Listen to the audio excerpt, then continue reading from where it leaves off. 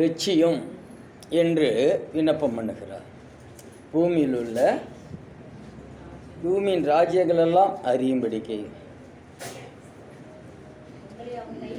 எங்களை அவன் கைக்கு விலக்கி நீங்களாக்கி ரிச்சியும் என்று ஒரு விண்ணப்பம். நாம் ரிச்சிக்கப்பட வேண்டும் என்பதே கர்த்தருடைய சித்தம். இந்த விண்ணப்பத்தில் நம்ம எப்பொழுதும் கர்த்தரை சார்ந்து இருக்கணும். ரிச்சிப்பை குறித்தான ஒரு அக்கறை இருக்கணும். நாம் ரிச்சிக்கப்பட வேண்டுமானால் நாம் விண்ணப்பம் பண்ணுகிறவர்களாக இருக்க வேண்டும். அல்லேலூயா, அல்லேலூயா.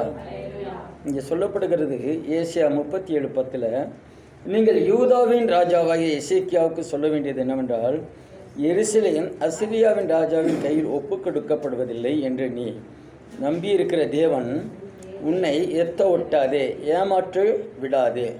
இந்த எசேக்கியா நம்முடைய கர்த்தர் ரிச்சிப்பார் என்று ஜனங்களுக்குள்ள சொல்லுகிறதை இந்த ஸ்தோத்திரம் ரப்சகே என்கிற ஒரு மனுஷன் சொல்லுகிறான். சனகரிப் ராஜா சொல்லிவிட்டதை சொல்லுகிறார். எசேக்கியா ராஜா கர்த்தர் என்னை ரட்சிப்பார் என்று சொல்லுகிறது ஏமாற்று காரியம். என்ன காரியமா? ஏமாற்று காரியம் என்று சொல்லுகிறார். ஏசாயா 36:13-15-14 பாருங்க. எசேக்கியா உங்களை வஞ்சியாதபடி பாருங்கள், அவன் உங்களை தப்புவிக்க மாட்டான். என்னது? எசேக்கியா உங்களை தப்புவிக்க மாட்டான்.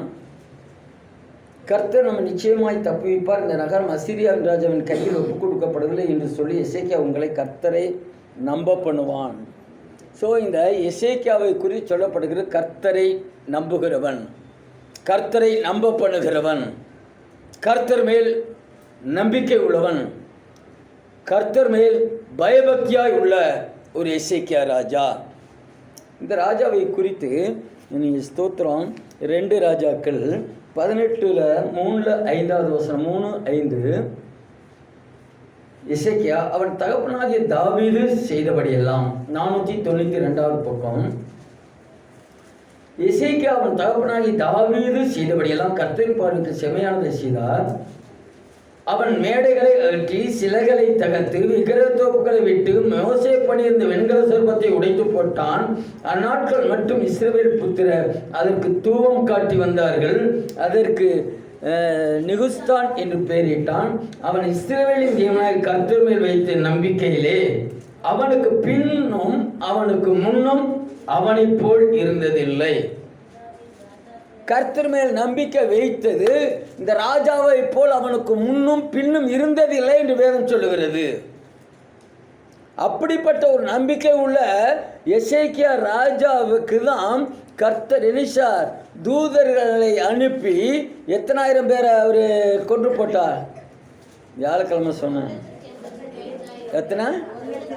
1,85,000 பேரை கர்த்தருடைய தூதன் கர்த்தர் அனுப்பி எல்லாரும் சங்கரித்தார்கள். இதற்கு முன்பாக அவனை போல ஒருவனும் இல்லை. நம்பிக்கையில் அவனுக்கு முன்னும் இல்லை, இனி பின்னும் இருப்பார்களான்னு சொல்ல முடியலை.